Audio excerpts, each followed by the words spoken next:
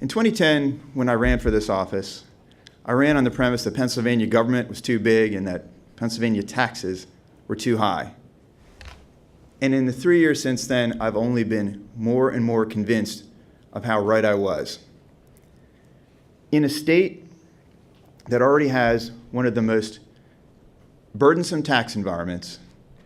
a state that already spends nearly $7 billion a year on transportation,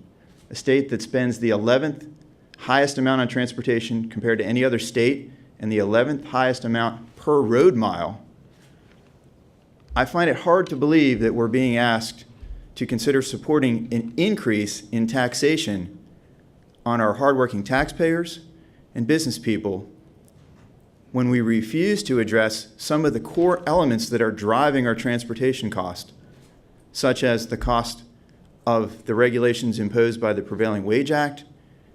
and the various intense and heavy regulations that we face in this state, the difficulty we often have between even coordinating state agencies such as PennDOT with the Department of Environmental Protection, where there are conflicts and delays imposed simply by the state bureaucracy that our road builders and bridge builders have to fight their way through.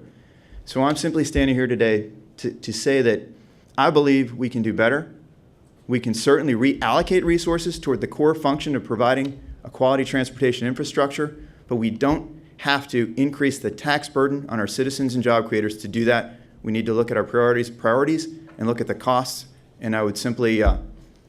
encourage folks to think about the big picture here. We don't need higher taxes in Pennsylvania. We need to spend the money we're already collecting from our taxpayers in a smarter, more efficient way.